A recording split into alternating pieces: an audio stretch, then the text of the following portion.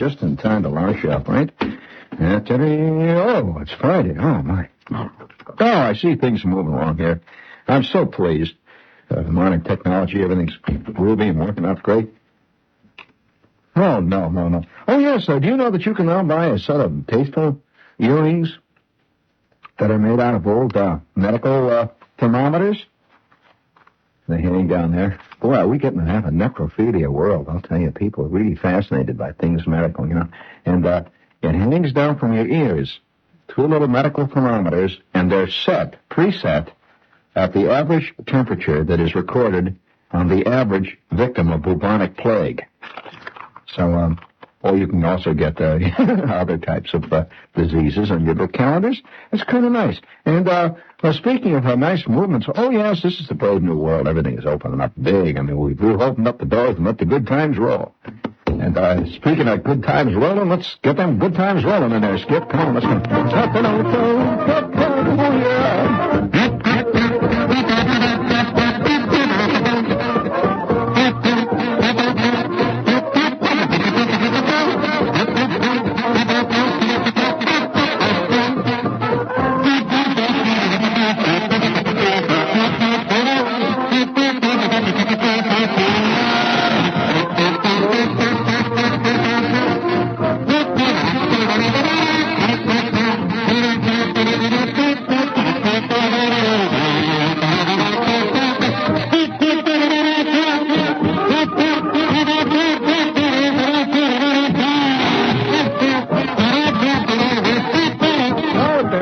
Skimp, that's enough.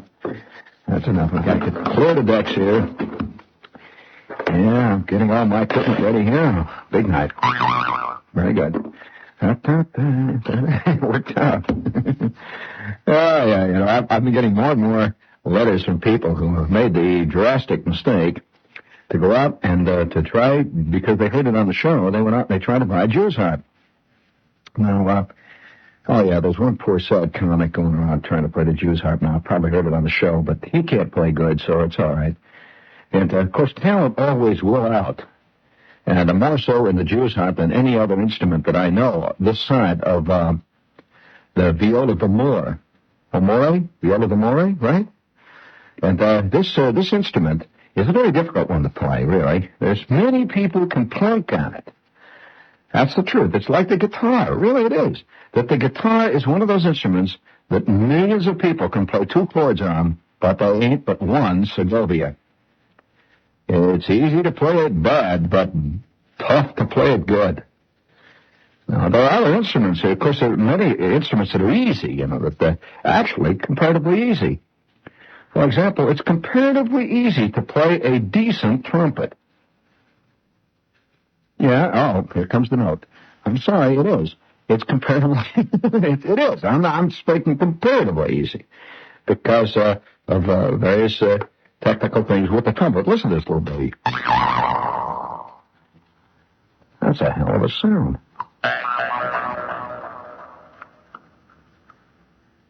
Now, do you notice the various types of, how can I put it, subtle, almost sitar-like variation that one can get on this instrument if one is adept at playing one's instrument, right? One, right?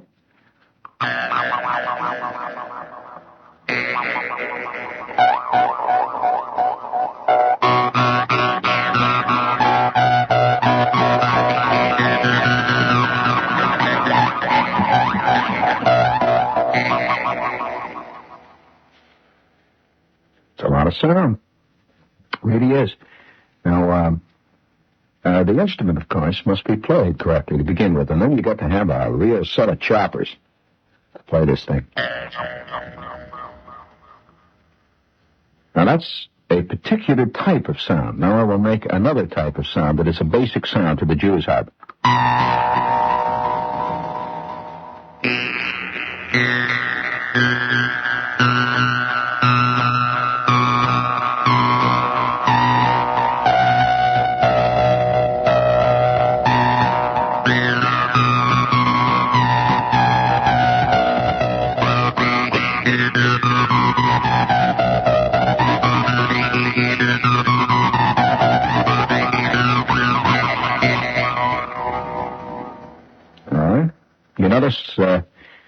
cover, but I don't want to do a juice harp show tonight. I'm just checking my little instrument here, getting all ready to play. Yeah. I'll tell you what, I'll give you a little illustration of how the juice harp is played in action. If you, no echo chamber on this right now, because I want to hear how clearly, you have to have a sense of beat, too. Give me that, the record we got set up in there, it's good enough for you, listen.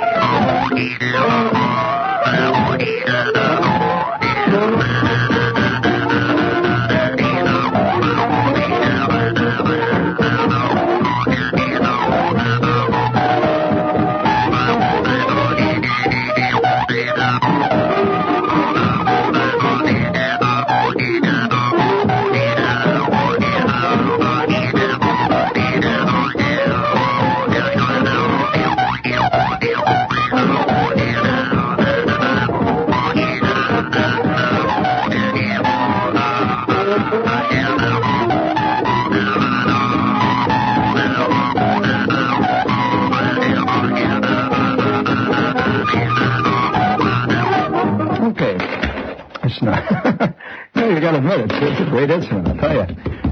Yeah, I used to drive guys in the barracks mad with that thing. And that's true. You always see pictures in the movies all the time about the Army. You see pictures of guys sitting around playing the guitar, and they're always singing these folk songs. There's so much romantic claptrap about the Army. I remember that scene from Here to Eternity when Pruitt sitting around there blowing that horn. You know, remember that stuff? Oh, man. I'll tell you, if anybody ever tried that in the Army, somebody would blow his nose loudly and go stomping out. So you see too many movies, man. You gotta get yourself a job in the Air Force.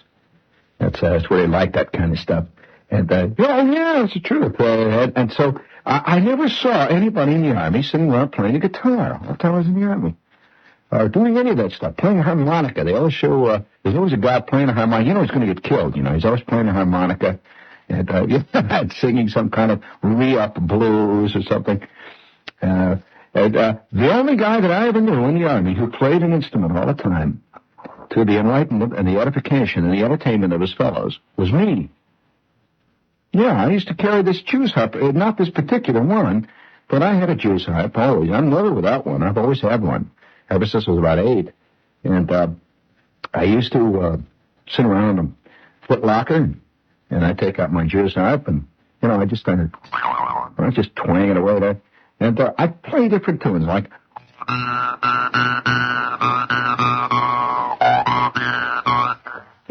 some kind of nice stuff like that. Or, yeah, that was a good one. Listen.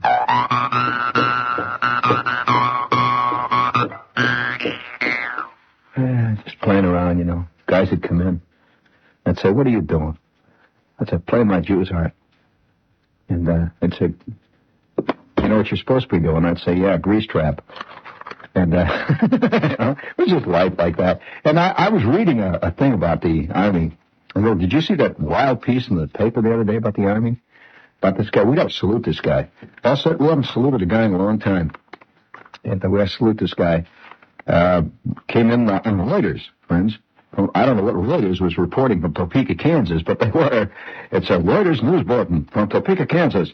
Private Donald Till, an Army prisoner being flown to a military prison, bailed out of a small military plane today over Topeka and escaped in the hills. Man, that's a GI that wanted to get out. A spokesman said he parachuted 3,000 feet into the woods after questioning his guide on the operation of the parachute. He said, how did the thing work? Guys, well, you strap it on, and they jump out, you count up to 4, and you holler, here, Geronimo, and you pull this thing, And he said, Bob, I swam. You mean, and then what happened? He said, well, it opens up, and Bill is out there, you just go floating down. He said, well, I swam. I think I'll try that. And out he went. Till's guard said that his prisoner began to, quote, act up as the plane flew over Topeka and said he feared the plane would crash. And so the pilot, Captain William Felton, told him to put on a parachute.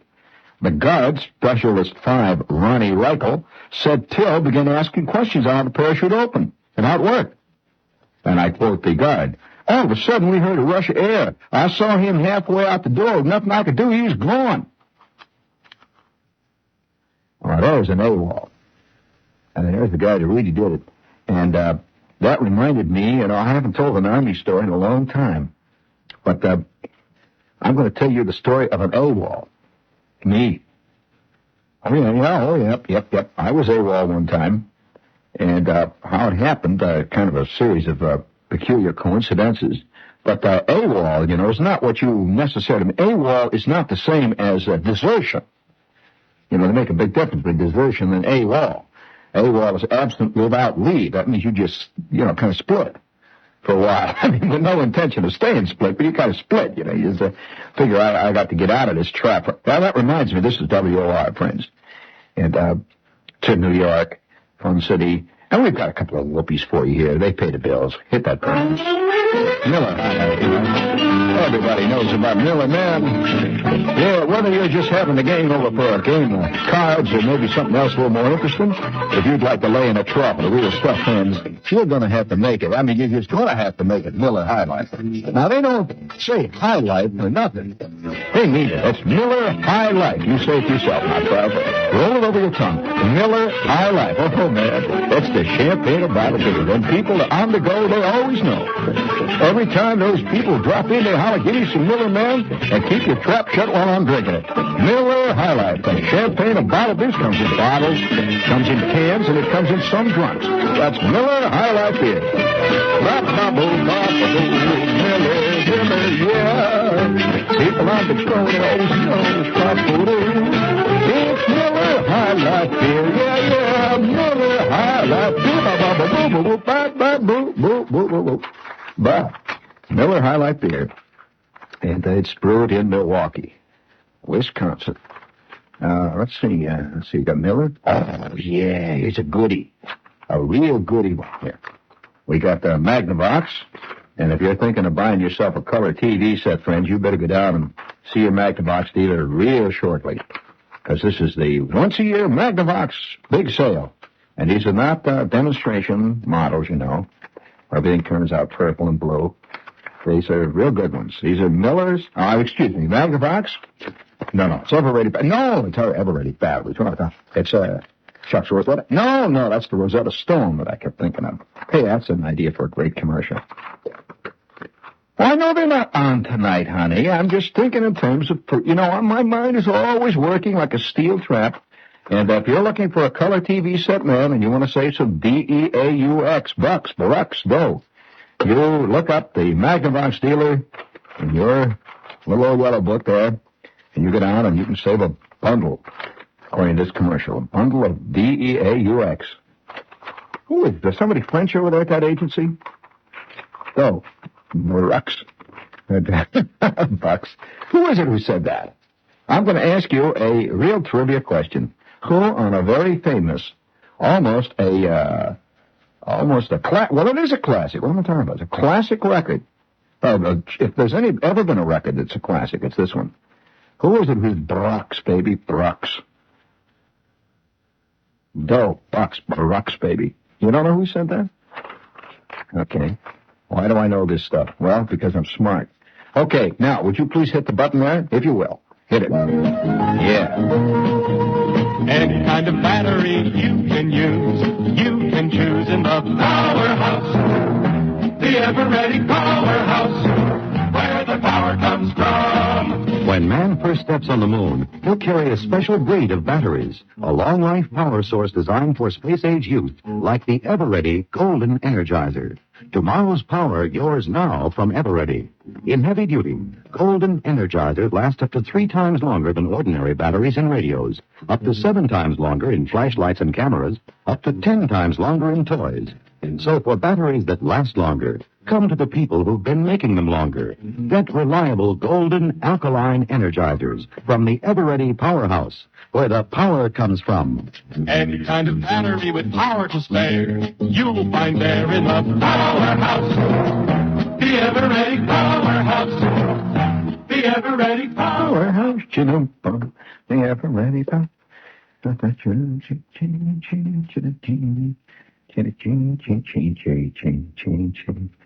I see Len Chase at the Electronic Workshop did it again. I'm not going to tell you what he did. It was sickening.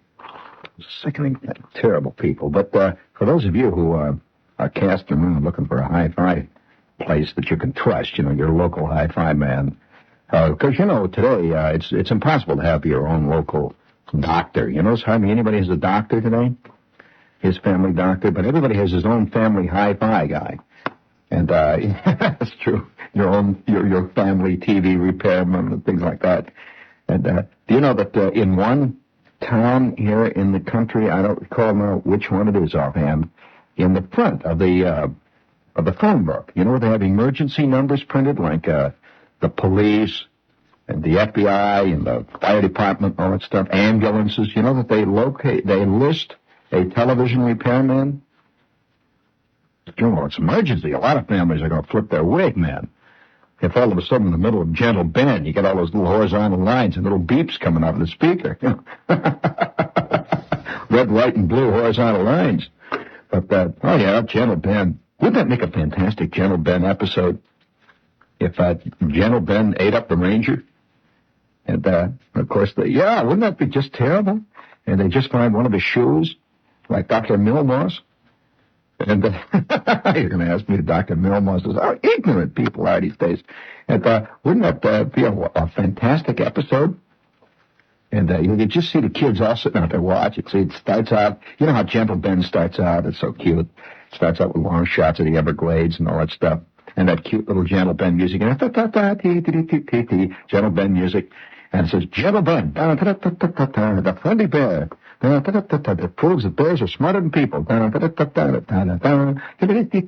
it says, today's episode, the case of the remaining shoe. And then they do the 1-minute commercial. And you know how they open right up with the drama going on? Well, they open up, and it shows the Ranger, see? He's walking out to the garage, and he's going, think I'll go and catch myself some bullheads today. And he opens up the garage door and get my fishing rod here in the garage door. Gentle Ben jumps out. And then they quickly cut to another commercial. And, what's the matter? Can you see the kids? Kids rocking back. And then the opening shot of the next sequence shows nothing but one of the Ranger's shoes. And his bearded friend, what's his name, Blowhauer or something like that? Bluebauer. Bluehauer. The guy with the beard? He's walking around and says, say, that looks like the Ranger's shoe there. I wonder where his other shoe is. Boomhauer. That's a phony name. Nobody's named Boomhauer. Sounds like somebody's putting us on. And so he's walking around Boomhauer, see? And he says, hey, that looks like the Ranger's shoe there. Hey, and of course, strange enough, we discover him in there talking to that pretty Ranger's wife in the middle of the afternoon when the Ranger's supposed to be out fishing for bullheads. And now he walks out and he says, hey, Emily. What's her name? Hey, Emily. Or whatever that name is. Hey, Emily. It looks like the Ranger's shoe out here. Did he mention lately losing a shoe? She says, no, he didn't. And you better get out of here. He's liable to come back any minute now. And with that, he says, well, I think I'll get my old swamp buggy and drive up. And doggone this shoe thing. And all of a sudden, Gentle Ben winds up. He's looking real fat. And he goes, whoop. He burps. And with that, suddenly, Boomhauer realizes, that something way down deep inside of Gentle Ben is hollering, help, let me out. And, oh, I'm sorry. What a sick show I'm doing tonight. Have you noticed that? By the way, speaking of sick shows, a lot of sick things around. Oh, we never did finish Electronic Workshop. Oh, I'm sorry. Look, whoever's on duty out there, that did not count as a regular commercial. I'll start it right now. Friends, I'm going to do a straight commercial here for the Electronic Workshop. If you've been looking for a family hi-fi man, where you can go and you can buy yourself a genuinely honest 3-amp circuit. I mean, it doesn't have all that hum and that scratchiness and all that stuff. They've got it all there, man. They have everything that you need in the world of hi-fi, and their prices are not only competitive, man, they'll just knock down the opposition with big clubs. If you get smart out there. That's the Electronic Workshop at 26 West A Street. And more than that, now listen to this. They're open on Saturday, Dad, till 8 o'clock at night. And you can go down there on West A Street in the Village, and they will put this stuff in for you. You don't have to get ionized and break your fingernails, swear, and, get the soldering iron all over the rug and all that stuff. They'll do it for you. Boy, they'll burn more holes. They'll do it for you. That's the Electronic Workshop. They will install all over Jersey, Staten Island, all around this place here. They'll install, and they will stand behind their stuff. In fact, a lot of people are getting mad about that. Len Chase stood behind one guy's console for over 3 weeks. He wouldn't leave the house. Just stood there. They had to feed him salami sandwiches and everything. What's the matter? I mean, they literally do. They'll stand right there behind your hi-fi set. Weeks on end, you wind up throwing them out, calling the cops. This is the Electronic Workshop. Hi-fi at its best. There is not a guy in our entire organization that is known for any kind of hanky-panky. This is true high fidelity. High fidelity. But what does fidelity mean? No hanky-panky. Right? That's right. That's the Electronic Workshop, 26 West A Street, and you call them at Gramercy 30140. And you say this. This is your secret code. Call Gramercy 30140 tomorrow and say, "Oh, how green does your crossover circuit grow?" Be a little poetic. Get them really mad down there. They answer the phone all Saturday. Give them something to do. That's 26 West A Street, right off of 6th Avenue, in the heart of steaming, fetid, passionate Greenwich Village. Might as well buy a hip crossover circuit, friends. Plenty of square ones around. All right, pal, that's enough of that. I'm terrible. Now, let's see, I've done Magnavox. I'm already like nowhere. Oh, hey, listen, did you hear this great little story? Came on. I just got to tell you this. And don't worry, I'll get around to the time I was AWOL. I'm sneaking up because you never know. The MPs might still be listening. I want you to listen to this. Listen carefully. In Norway. Now, what do you think of Norwegians? Pretty square people? You always think of them walking around like Heidi. And they're making butter, and saying all those things like, "Svenska folket," you know how they talk. What do you think of Norway? Clean, everything. Well, listen to this one. Stavanger, Norway. The police were looking today for clues in the theft of the ferry boat buoy during the night. The ferry boat, which links Stavanger and Rosenborg, was tied up at her dock last night after her last run. This morning, when the ferry reported for duty, she was gone. Witnesses reported seeing the ferry heading out to sea about midnight. This afternoon, Kopervik, a city about 35 miles north, reported finding the ferry boat neatly moored to a dock and no one aboard. It was believed that the ferry boat was stolen by someone from Kopervik who missed the last boat out of Stavanger and did not want to spend the night there, since it's a very dry of a town. I stole the ferry boat and took off.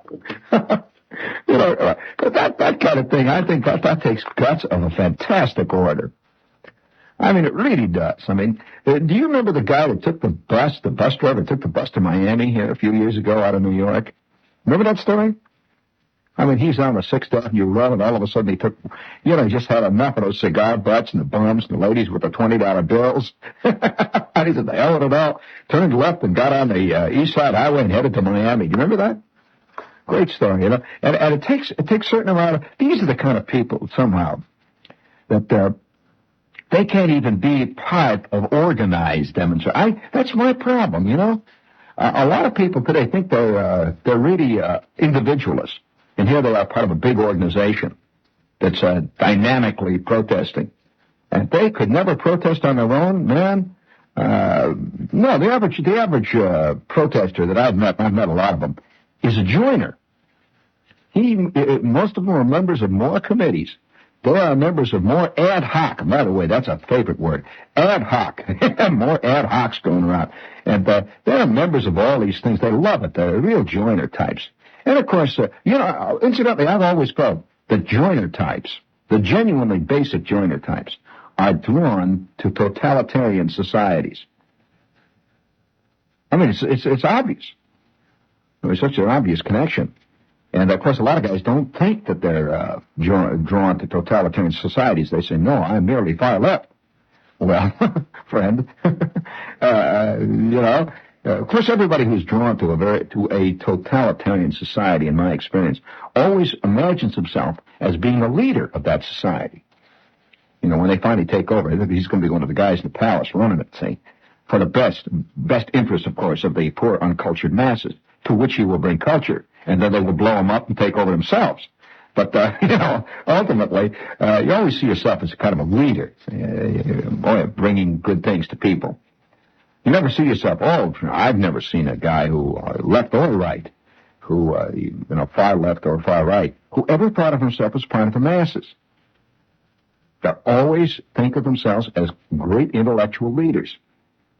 So you talk to a guy on the far right, you talk to Buckley, great intellectual leader. You talk to Tom Hayden, great intellectual leader. And they always talk about the masses. Yeah, that's right. Guess who's in the masses, gang? That's right. Well, I don't have to bring that up. But I kind of like this guy that stole the ferry boat. Now, that takes guts. It really does. And a lot of things happen to people, though, seriously, by accident. Now, I see it this way. This guy is on a ferry boat. See, he got on a boat, and he had a couple of glugs too many. Isn't that what they drink in Norway? Had a couple extra glugs there, and he's sitting around. It's late at night, and the ferry boat is emptied all of a sudden. Everybody got off. They locked up the boat, and he's still sitting there. This has happened. I one time was locked, but I'm serious. I was locked into a department store one time. Really?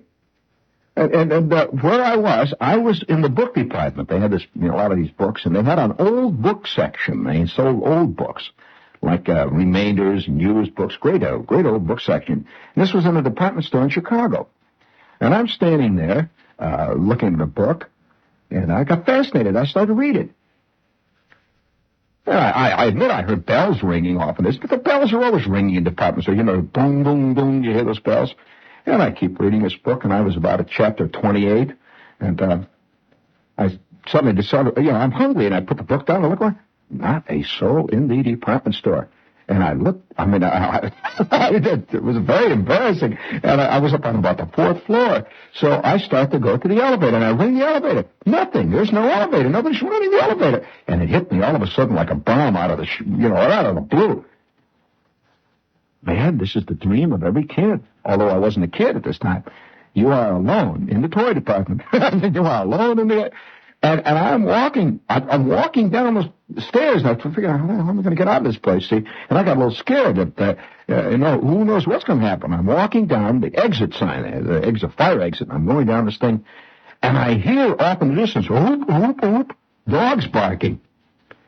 Well, do you know, friends, that most major department stores are patrolled by gigantic German shepherds at night? Did you know that?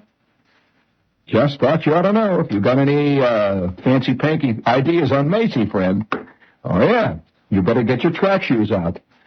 Well, I hear this oop, oop, oop, oop, oop, oop, and it's coming from down below me, which is about like 2 or 3 stories below. See, I could hear it coming up the air shaft, and I'm walking down this thing. I said, holy smooth. The heck is this? Because I didn't know at that time about the dogs. I oop, oop, oop, oop, and it's getting louder, and I hear scratching. Oop, oop, and then I see a door open down the shaft. I see light come in, and this voice says, who's up there? And I said, me. He said, oh, that's what I thought. He closed the door. I'm sorry, no, he didn't say that. He says, me, who's me? I said, me, I was in the book department reading the books when all of a sudden they must have closed the store. He said, all right, you idiot. Now look, stay right where you are and I'll come and get you. What floor are you on? I hollered down. I'm on the 4th floor, pots and pans and housewares. He says, all right, stay there, I'll pick you up in the elevator, you idiot. Oop, oop, oop. And with that, I go over by the elevator, which was right near the exit there, and the door open. Here's this guy. He's got 6 guns strapped all over him and flashlights and big hats, and he's got this chain. And on the end of the chain, oh, man, I mean, I'll tell you, if you grew up reading The Hound of the Baskervilles like I did, you'll recognize it instantly. This is that big old mother from the Moors. This thing had big yellow eyes with green teeth that shone in the dark. Wow, what a dog. And he's got this chain, and the dog is straining. And he says, down, down, down, down, Fang, down. And he hits him on the head with a truncheon. And this dog, oh, what a mean dog. I said, what is it? He said, hold it there, Fang. He said, now, tell me what your story is. I said, well, okay, he could immediately see, I'm a nebbish. Instantly he knew I was not going to rob the department store just by the look of my eyes. It's so I'm in the book department, see, and I'm gee whiz, in the book department, and all of a sudden the lights are out and everything. I guess I lost all track of time. He said, you hippie, long-haired types. All right. So I get into the elevator with him, and big old Fang is looking at me. This is the first real business he's had in a couple of weeks, this dog. He wants to do a little chewing around the knees, so he gives me a bad look, boy. I mean, dogs can give you have you ever had a dog give you a real bad look? I mean, there's nothing worse than a bad-mouthed German Shepherd, really giving you, whoa. And so I said, gee, he's a nice dog. You mind if I pet him? And I put my hand out his head and ah! Well, I realized that the guy didn't mind, but, Fang might mind, right off at the elbow. I could see it. So he takes me downstairs and he searches me. Make sure that I wasn't running away with, some ribbons or something from the notion department. And so, he searched me. Yeah, well, why not? Here I am, see? And he says, let me see your ID. So I whip out, ID. What have I got? I got my library card, stuff like that. I've never owned an ID in my life. I says, ID. Oh, you mean, this? Well, I have my Orphan Annie, here's my card for the Orphan Annie Secret Circle. I'm in that. And I showed him my IDs, and he says, all right, Mac. He says, okay. He says, but you watch it in the future. You'll ever get plugged. He said, we patrol this store with dogs. And sure enough, I see at the other end of the floor, I see another guy coming up. I want to tell you, he had an ape. I think he had a gorilla with him on a chain. Oh, did you know that? And you know what they do at night? They let him loose in the store, Fred. That's right. Thought you ought to know, a lot of stuff goes on in there in that nighttime world of the department store. So I get out in the alley. Ooh, was I glad to smell that fresh air out there. Well, fresh air, south side of Chicago, there's no fresh air. But I got out there and I smelled all the stockyards and all the Bunsen burners going on full blast out of the steel mill. And I get out on State Street and says, wow, man, I learned another. Oh, yeah. That's like that time I was AWOL. You want to hear about that time? Well, see, I'm in this town, and there wasn't much in this town, but I found it, what there was. And I got all involved. The town of Neosho, Missouri. Now, there were only 7 people in Neosho, Missouri that could talk English. And I found one of them, big fat chick named Effie. And we're talking English. And, it's great. And so I took her out, we had a steak and the whole business, and one thing led to the next, and I'm drinking they had this strange birch beer there in Neosho, Missouri. It's funny stuff. It makes your eyeballs sweat. And this birch beer, I never believed it. And one thing led to the next, and the last bus left. And I was due in at camp at midnight, and now it's 1 o'clock in the morning, and I'm sitting on the front porch. I am AWOLsville, Dad. AWOL. Well, I didn't know what to do. I mean, it's 1 o'clock. And she says, honey, you're AWOL. I said, that's right, baby. I'm AWOL. And it's dark in the streets of Neosho. It's even darker than it is in the streets of Laredo.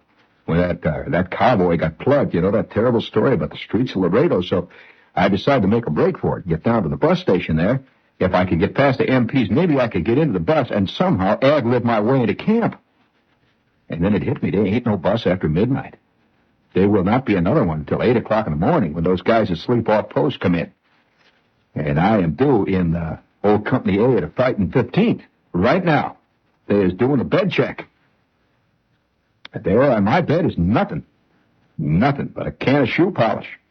What I left behind. Well, I go walking through the dark streets. And I start to hitchhike out on the highway. And a car slows up and stops, and then that terrible panic. I see a glint of brass in the car. It's just a plain old Ford. I thought, first of all, maybe I ought to make a break for it for the weeds. No, I will brazen it out. And this head sticks out of the car, and it is a captain. I'm AWOL. He says, you looking for a ride, soldier? I said, yes, sir. He says, well, come on, pile in. And I get in there. Three Army officers, one captain, one first lieutenant, one second lieutenant, and they are bagged to the ears. And I'm sitting in the back seat, one PFC, heading toward the camp. And, they're hitting each other in the back and yelling, hey, Charlie, how about that? Well, what did she say? And then you said this to what to her. And, man, that reminds me of a story. And I'm a yardbird sitting back there, see, wearing my yardbird suit. And one of the officers turned to me and says, come on, join in. What the heck? He says, what's the matter with you? Cat got your tongue or something? I said, no, sir, I'm AWOL. Oh, you're AWOL. He said, hey, Fred, he's AWOL. I said, yeah, I missed the last bus. He missed the last bus. He's all been doggone. He said, listen, I'll tell you what, we're going into the officers' entrance down there around by the BOQ. Why don't you go in with us? I'm not an officer, you know. They don't let the yardbirds going down by the BOQ. He said, well, come on, you can wear my hat. With that, the next thing I know, I got a first lieutenant hat stuck on the top of my head. yeah, and I'm sitting back there, He said, well, you scrunch down. See, he can't see whether you got any shoulder pips on. You just scrunch down there, and you wear your hat. You look like you're drunk, right? Okay. So I sit there with my head down, and we pull up to the gate there. And it's the BOQ gate, see, and I'm AWOL. I'm scared now. Not only, I'm compounding my felony. Not only am I AWOL a couple of hours, but I am impersonating an officer. Right there in the middle of MPsville, see? So we pull up to the gate, and I'm looking at one eye, see, and I've got my head down. I'm wearing this big hat, see? That's a great big old hat, see? And I've got it down, I'm kind of hanging down over my chest. You got big eagles all over the place. You see, I'm an officer, see? So I'm laying there, and the MP takes a flashlight, and he comes up, and you can see him, see? He's got this big white hat, the big armband, the MP, and he comes walking up to the car, and he says, and he snaps a salute. He says, can I see your ID, sir? And with that, the captain says, it's all right, son. He says, all right, son. He says, I'm CEO of the 823rd Signal Training Repair Battalion Company. And here's my ID. He says, you my friends here. And don't bother Charlie back there. He's had a bad night. You know what I mean, son. You know what I mean. You can drink a little bit. So come on, let's just wave us in. We'll go on in. So, okay, I'll vouch for everybody in this car, son. Well, he's a captain, He's a full 22-year-old captain. So, I'm sitting back there, oh, no. Oh, my God, no. That's what we go. In goes the car, and we are past the MP. Well, we drive about maybe a half a block. It's dark. I'm in officer's country, and no enlisted man is allowed anywhere in here. With that, the first lieutenant turns. He says, well, you're in, son, now.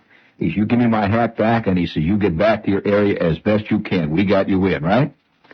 He says, you better not tell anybody who got you in, right? I said, no, sir. I'm saluting all over. The first time I saluted with both hands. I'm saluting left arm, right arm. I'm saluting all these guys in the back. And with that, like an Indian fighter that I am, I'm in the darkness. I disappear behind two barracks, like a shadow. I'm now 3 hours AWOL. And, man, we had a tough company. In fact, I was lucky even to get a pass to go to Neosho at all. And I'm drifting through the darkness. And I can remember going past barrack after barrack after barrack. And it's all officers' country, see. And now there's a barbed wire fence. And I'm debating, do they have it electrified? No, they can't have it electrified. They're not going to blow up any officer who tries to sneak out, see. So I'm going under the barbed wire fence. I'm sneaking under, flat on my stomach with my new sunpants. I dig under that barbed wire fence, and then I stand up. I smell the fetid air of enlisted man's country again. I'm back home, and now I'm drifting through darkened streets, through company after company. And every once in a while I'd see a jeep of some MPs or some guards coming around the corner, and then I hide under a latrine, or I duck next to an ammunition shed, hour after hour. I mean, this is a big camp. It was 10 miles long, friends. I finally get to our area just before dawn. I must have gone 8.5 miles. And I peer down a company street, and I see a jeep. I see a first lieutenant get in and drive around the corner. And then I make a break for it. I run past the orderly room, past the day room, and I'm in the barracks now. I sneak down and I lay in my sack. I'm just laying there, Just as I relax, I can hear the sound of the bugle start to blow. I'm legal again. And that, friends, was one time I was AWOL. The other time, even now, due to security reasons, I cannot divulge. I've got to protect the guilty wherever they might be.